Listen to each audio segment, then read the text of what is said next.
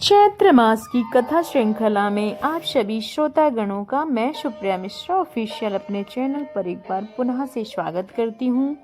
हर हर महादेव, जय श्री राम। आप सभी का दिन मंगलमय हो, इसी आशा के साथ हम कथा को आरंभ करते हैं। प्रातःकालीन बेला में इस समय पवित्र चैत्र मास चल रहा है।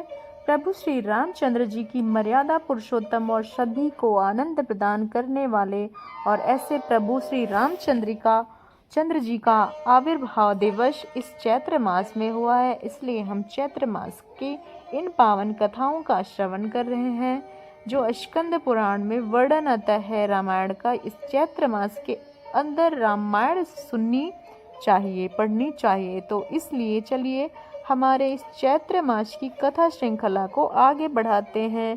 आज की कथा को और श्रवण करते हैं आगे के अध्याय 22 को।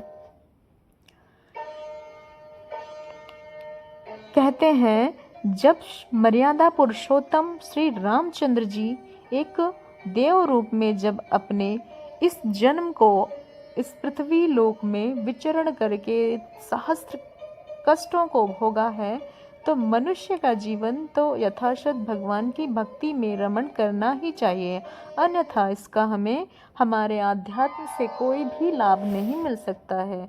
भगवान श्री राम का वचन सुनकर आगे की कथा आरंभ कर रहे हैं, श्रवण कीजिए।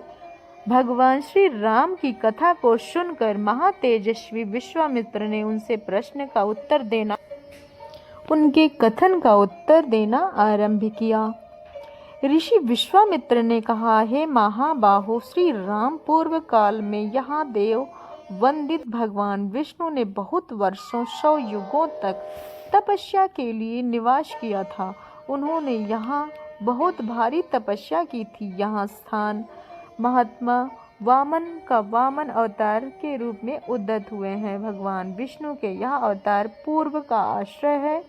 इसकी सिद्धाश्रम के नाम से प्रसिद्ध थी, क्योंकि यहाँ महातपस्वी विष्णु के सिद्धि प्राप्त हुई थी।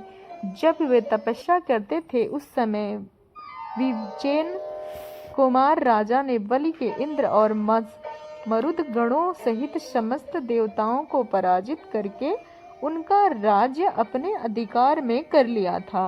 वो अपने तीनों लोकों में विख्यात हो गए थे। उन महाबली महान असुर राज ने यज्ञ किया था। उधर बलि यज्ञ में लगे हुए थे, उधर अग्नि आदि देवता स्वयं को आश्रम पधार कर भगवान विष्णु से कहने लगे, सर्वव्यापी परमेश्वर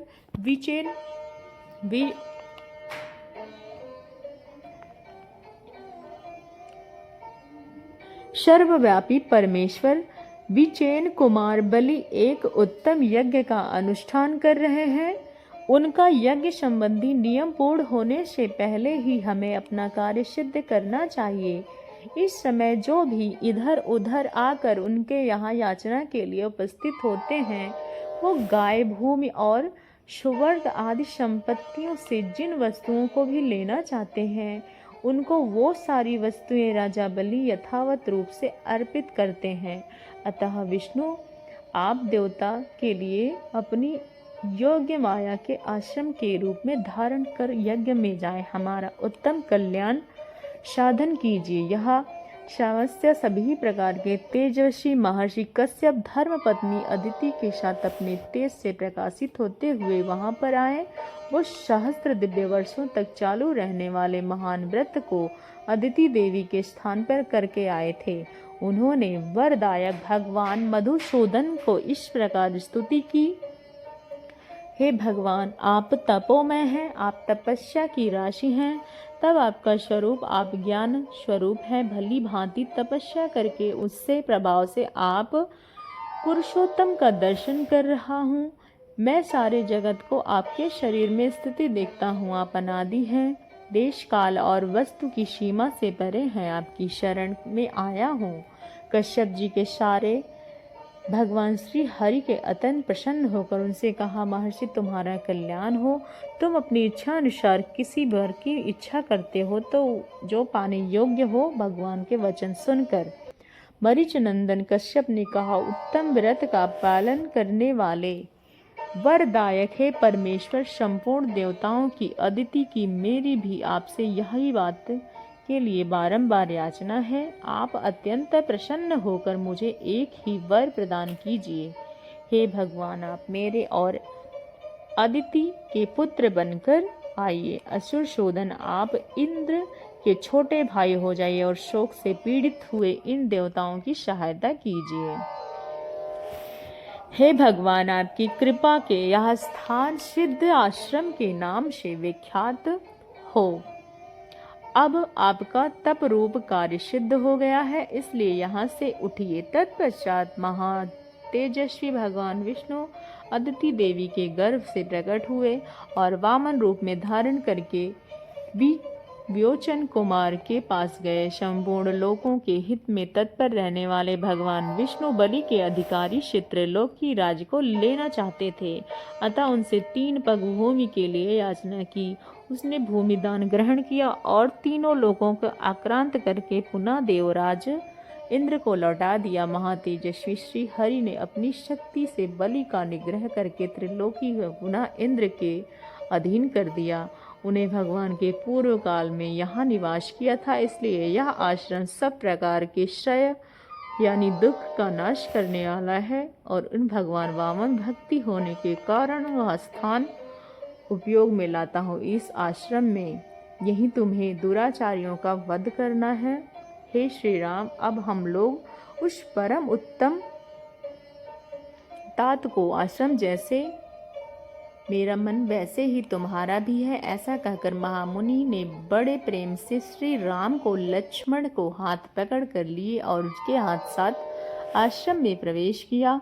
उस समय पुनर्वसु नाम के 2 नक्षत्रों के बीच स्थिति तुषार रहित चंद्रमा की भांति उनकी शोभा हुई।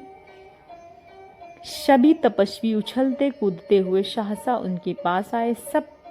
सब ने मिलकर बुद्धिमान विश्वामित्र जी को यथोचित पूजा किया। इसी प्रकार उन्होंने उन दोनों राजकुमारों का भी अतिथि सत्कार किया। 2 घड़ी तक विश्राम करने के बाद रघुकुल को आनंद देने वाले शत्रुघ्न राजकुमार राम और लक्ष्मण ने हाथ जोड़कर मुनिवर विश्वामित्र से कहते हैं, हे मुनि श्रेष्ठ, आप यज्ञ की दीक्षा ग्रहण कीजिए, आपका कल्याण हो।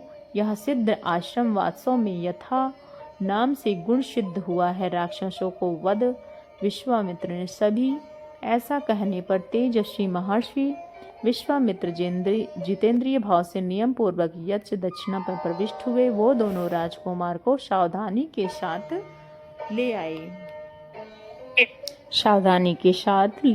रात व्यतीत करके सवेरे उठे और स्नान आदि से शुद्ध होकर प्रातः काल की संध्या उपासना की और नियम पूर्वक सर्वश्रेष्ठ गायत्री मंत्र का जप करने लगे।